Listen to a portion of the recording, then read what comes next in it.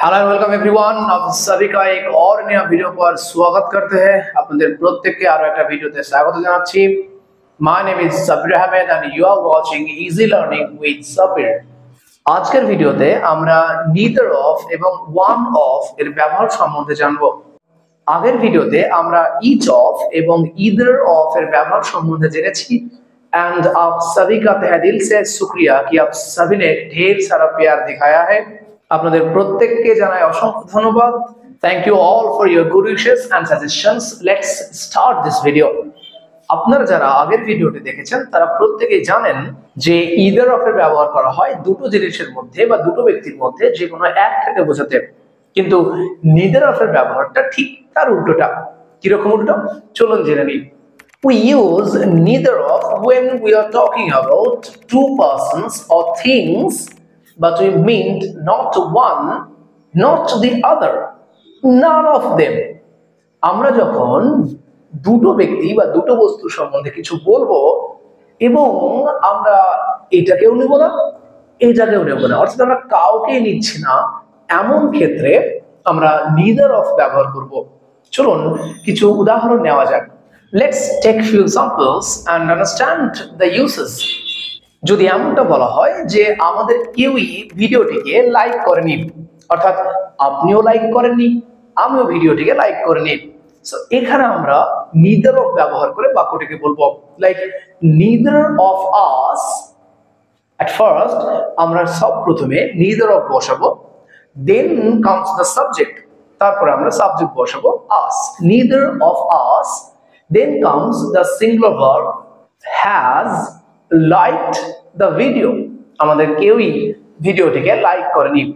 দুটো দোকানের একটাও খোলা নেই, অর্থাৎ আমরা এখানে দুটো দোকান সম্বন্ধে কথা বলছি কিন্তু এটাও খোলা নেই এটাও খোলা নেই।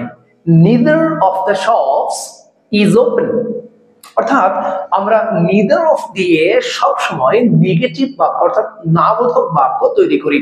যেমন আমাদের মধ্যে কেউই ফিজ জমা করেনি, neither of us has paid the fees। दोनों में से किसी को भी जवाब नहीं पता, দুজনের মধ্যে কেউই উত্তরটা জানে না। neither of them knows the answer, দুজনের মধ্যে কেউই উত্তরটা জানে না। সো এখানে either of এর ক্ষেত্রে আমরা যেমনটা নিয়ম শিখেছিলাম neither of এর ক্ষেত্রে ঠিক একই নিয়ম থাকছে। প্রথমে আমরা neither of বসাবো এবং neither of এর পরে আমরা প্লুরাল সাবজেক্ট বসাবো। সাবজেক্ট যেটা আসবে সেটা সব সময় বহুবচনে থাকবে, প্লুরাল নম্বরে থাকবে এবং তার ঠিক পরে সিঙ্গুলার ভার্ব কিন্তু আসবে। আজকের ভিডিওর শেষে এরকম 5টি বাক্য দেওয়া হবে যেগুলো তোমরা ইংরেজিতে ট্রান্সলেট করে কমেন্টে লিখবে। আবার যদি বলা হয় কি दोनों बच्चों में से कोई भी জোরে দৌড়তে পারে না, neither of the boys can run fast। আমার বাবা মা কেউই গাড়ি চালাতে পারে না, neither of my parents can drive a car। আমার বাবা মায়ের মধ্যে কেউই গাড়ি চালাতে পারে না।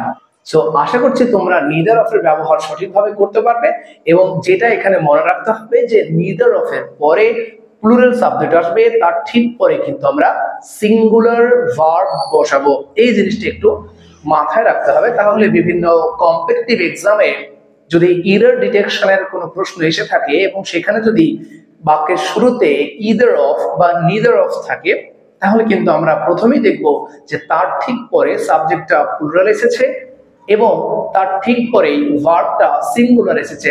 এই বিষয়টা আমাদের মাথায় রাখলে आंसरটা आशा करी भूल হবে না। अब बात करते हैं one of के बारे में।